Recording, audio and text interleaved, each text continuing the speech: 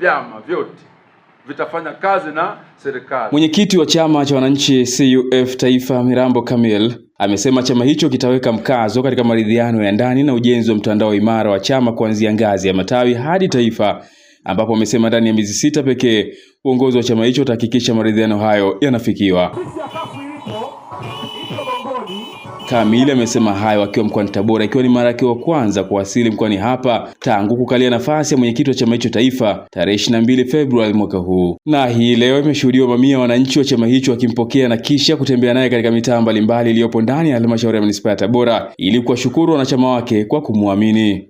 Kumpokea mwenyekiti wa chama cha CUF taifa, wanamuita ndugu Mirambo Kamil. Na kisha ni katika eneo la ofisi ya CUF kata ya Gongoni manispaa ya Tabora. Na hapo ikawa saa mzuri wa kueleza ujio wake na kujibu maswali ya wanahabari pamoja na wanachama wake. Wilaya nyingi zina migogoro. Mwanza kuna migogoro, Mtwara kuna migogoro, Tabora kuna migogoro. Katika hali hii, bila maridhiano hatuwezi kujenga chama. Lazima turidhiane, tusameheane tulipoteleza.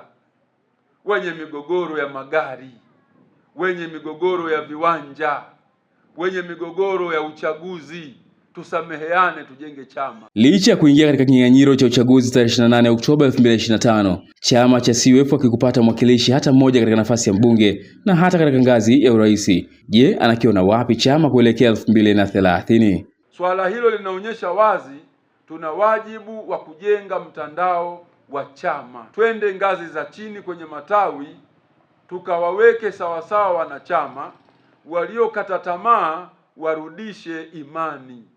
Tuongeze orodha ya wanachama, tuwe wengi, tuweze kupambana katika chaguzi za serikali, tupate madiwani, wabunge na hatimaye mgombea wetu wa urais ashinde dola. Na wakazi wa mkoa wa Tabora wakiwemo wanachama wa chama hicho wanaeleza imani yao kwa viongozi wao, huku akiunga mkono hoja ya maridhiano. Hajifunzi uongozi.